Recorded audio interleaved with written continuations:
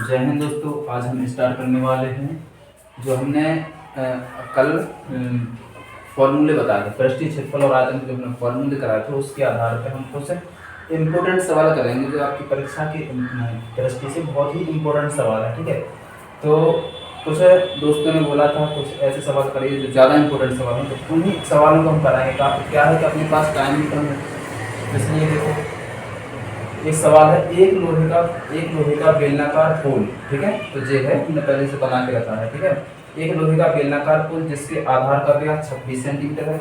इसके आधार का जो व्यास है वो कितना है, 26 सेंटीमीटर है।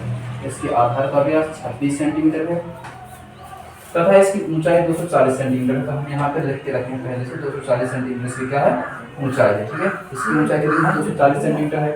जिसके ऊपर एक दूसरा बेलन जिसके आधार की त्रिज्या 10 सेंटीमीटर और ऊंचाई 66 सेंटीमीटर है। तो इसी बेलन पे एक और जो बेलन है उसकी जो त्रिज्या है, यहाँ पे उसकी त्रिज्या है। ये बहुत ध्यान देने वाली बात है क्योंकि हम लोग व्यास त्रिज्या में कंफ्यूज हो जाते हैं। यहाँ पे व्यास 36 है, तो हम पहले अच्छे से पढ़ लेना है। ठीक है, यहाँ पे इसका व्यास 36 सेंटीमीटर है और इसकी त्रिज्या यहाँ पे 10 सेंटीमीटर है। ठीक है, इसकी त्रिज्या कितनी है, 10 सेंटीमीटर है। ठीक है, और इसकी जो ऊंचाई है इस छोटे वाले बेलन की वो 66 सेंटीमीटर है। ठीक है, तो बेलनाकार पोल का द्रव्यमान ज्ञात करना है जहाँ पे 1 सेंटीमीटर क्यूब लोहे का आयतन 8 ग्राम होता है। ठीक है, यहाँ पे हमने पहले से देख किया है। ठीक है, तो हमें यहाँ पे द्रव्यमान ज्ञात करना है, आयतन और उसके साथ बाद में द्रव्यमान। तो वहाँ पे 1 सेंटीमीटर क्यूब की जगह हम रखेंगे 8 ग्राम, तो वहाँ पे उसका अपना द्रव्यमान निकल के आ जाएगा। ठीक है, तो आइए करते हैं। ठीक है, तो दिया है। ठीक है, दिया क्या है, बड़े बेलनाकार पोल की ऊंचाई तथा व्यास। ठीक है, तो कितना दिया है यहाँ पे, ऊंचाई इसकी कितनी है, 240 सेंटीमीटर है। 240 सेंटीमीटर है और जो व्यास है डायोमीटर वो कितना है अपना, 26 सेंटीमीटर है। 26 सेंटीमीटर, तो यहाँ पे इसकी त्रिज्या कितनी हो जाएगी, त्रिज्या हो जाएगी यहाँ पे इसकी त्रिज्या यानी कि r इक्वल टू 26/2। ठीक है, तो जो त्रिज्या होती है वो व्यास की आधी होती है, तो 26/2 यानी कि 13 सेंटीमीटर जो हमारी त्रिज्या निकल के आ जाएगी यहाँ पे। ठीक है, अब हम क्या करेंगे, इसका हम आयतन। ठीक है, तो हमें क्या करना है, पहले क्या करेंगे, अब हमारे पास जो बड़े वाले बेलन की ऊंचाई आ गई, बड़े वाले बेलन की त्रिज्या आ गई। अब हम छोटे वाले को देख लेंगे। ठीक है, साथ में तथा छोटे बेलनाकार पोल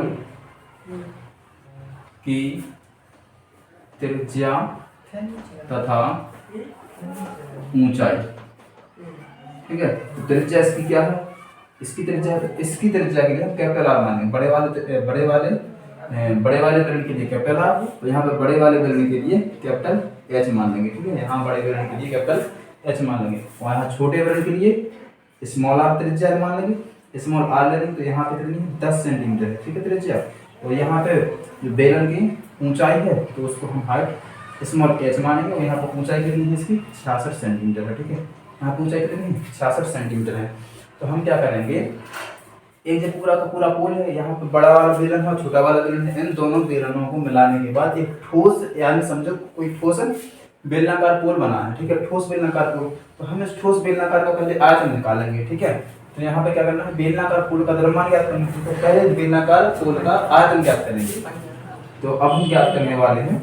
ठीक है, अब बेलनाकार, ठीक है, यहाँ थोड़े से ऊपर से बेलनाकार पोल का आयतन। ठीक है, बेलनाकार पोल का आयतन कैसे निकलेगा, तो बड़े बेलन का आयतन प्लस में छोटे वाले बेलन का आयतन। ठीक है, छोटे बेलन का आयतन। ठीक है, छोटे बेलन का आयतन। तो देखो बेलनाकार गोल का आयतन कैसे निकलेगा, बड़े वाले बेलन का आयतन और साथ में छोटे वाले बेलन के आयतन के योगफल के बराबर ही जो निकलेगा। तो यहाँ पे हम रख देंगे बड़े वाले बेलन के लिए जो हमारा आयतन का फॉर्मूला होगा वो यहाँ पर होगा पाई आर, पाई यहाँ पे कैपिटल आर मान लेंगे, ठीक है, पाई आर कैपिटल एच, यहाँ पे भी पाई आर स्मॉल और एच डी स्मॉल, ठीक है। तो यहाँ पे हम कॉमन ले लेंगे पाई, यहाँ पे पाई कॉमन लेंगे तो क्या बचेगा आर स्क्वायर कैपिटल में एच प्लस में आर स्क्वायर स्मॉल और एच डी स्मॉल, ठीक है। अब हम यहाँ पर मान रख देंगे, तो पाई का मान क्या होता है 22/7, ठीक है। यहाँ पे आर क्या होगी, तो बड़ी वाली त्रिज्या है, तो बड़ी वाली त्रिज्या कितनी है 13 सेंटीमीटर है, तो यहाँ पे 13 का स्क्वायर, ठीक है। इंटू एच कितनी है अपनी, एच कितनी है, तो एच यहाँ पर कितनी है 240 सेंटीमीटर, ठीक है। और यहाँ पर जो स्मॉल आर है वो कितनी है 10 सेंटीमीटर है, तो यहाँ पे इंटू में क्या है जो स्मॉल एच है वो यहाँ पे 66 सेंटीमीटर है, कितनी है 66 सेंटीमीटर है। तो इसको हम सॉल्व करेंगे तो 22/7 इंटू 13 का स्क्वायर कितना होता है 169, ठीक है, 13 का स्क्वायर 169। यहाँ पे क्या करेंगे 240 प्लस में 10 का स्क्वायर 100 और गुणा में 66, ठीक है। तो यहाँ पे क्या करेंगे, अब यहाँ पे इसको मल्टीप्लाई करके क्या करना है हमें, तो यहाँ पे मल्टीप्लाई करें तो यहाँ पे साइड में गुणा करेंगे 169, यहाँ पे 240 का, ठीक है। तो 36 5 3 4 24 24 3 27 2 4 2 6, ठीक है, और 2 9 18, ठीक है, 2 6 12 1 13 और 2 1 3, ठीक है, 6 8 7 15 और 6 3 9 10 4, तो यहाँ पे हो जाएगा 4560 जीरो के बाद में 7 गुणा में 4560 प्लस यहाँ पे क्या हो जाएगा 6600, ठीक है, 6600। देखो तो यहाँ पे क्या होगा फिर 22/7 और इसको जोड़ देंगे, ठीक है, तो 0 0 6, देखो यहाँ पे हम 22/7 से जगह 3.14 रखेंगे, ठीक है, वो सॉरी यहाँ पे थोड़ी सी मिस्टेक, पाई की जगह हमें 3.14 रखना था, ठीक है। तो यहाँ पे इसको जोड़ देंगे 0 6 और 6 5 11, ठीक है, 6 6 5 11 हासिल 1, ठीक है, तो 6 1 7 यहाँ पे 4, ठीक है, 47 160, ठीक है।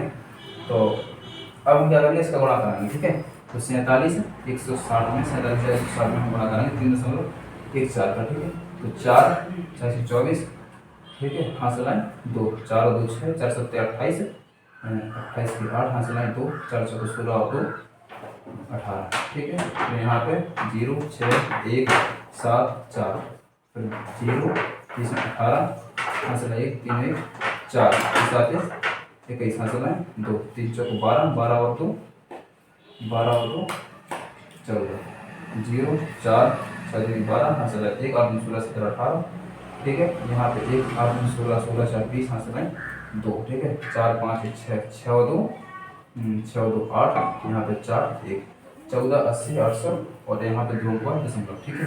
यहाँ पे कितना आ जाएगा 14 80 82.40 सेंटीमीटर क्यूब में आ जाएगा, यहाँ पे कितना आ जाएगा सेंटीमीटर क्यूब में, ठीक है। यहाँ पर हम इतना गुणा करने के बाद अपना इतना आंसर आ जाएगा क्यूब में। तो हमसे पूछा क्या है, यहाँ पे फिर हमसे पूछा है, ठीक है, अब हमसे पूछा है यहाँ पे 1 सेंटीमीटर क्यूब लोहे का द्रव्यमान 8 ग्राम, तब हमें बेलनाकार गोले का द्रव्यमान ज्ञात करना है। तो हम क्या करेंगे, इसमें जो सेंटीमीटर क्यूब की जगह 1 सेंटीमीटर क्यूब की जगह 8 ग्राम रख देंगे, तो यहाँ पे रख देंगे 14 80 82.40, यहाँ पे मुझे 1 सेंटीमीटर क्यूब है, यहाँ पर 8 का गुणा करा देंगे, ग्राम में चेंज हो जाएगा, ठीक है, ग्राम में चेंज हो, अगर इसको हमें किलो में चेंज कराना होगा तो 1000 से भाग दे देंगे, ठीक है। तो यहाँ पे देखते हैं आगे, तो 8 0 8 से 32 हासिल 3 8 19 16 16 3 19 हासिल 1, ठीक है, 8 64 64 और 1 65 6, तो 6 8 64 हासिल 6 8 से 32 32 से 6 32 से 38 हासिल 3 8 3 11, ठीक है। यहाँ पे तो हम पद लगा ही पहले, जे आ गया अपना ग्राम में आंसर, ठीक है। यहाँ ग्राम में आया तो हम क्या करेंगे, इसको किलोग्राम में चेंज कर लेंगे, 11 84 65 9.20, यहाँ पर हम 1000 का भाग लगा देंगे, किलोग्राम में चेंज हो जाएगा। तो यहाँ पे 3 अंक के बाद दशमलव लगाएंगे, ठीक है। तो 3 अंक और खिसका दो, यानी 5 साइड खिसका दो, 1 2 3, तो यहाँ पे हो जाएगा 1184, ठीक है, 1184, ठीक है, 0.6590 किलोग्राम। तो यहाँ पे आ जाएगा अपना 1184.6590 किलोग्राम।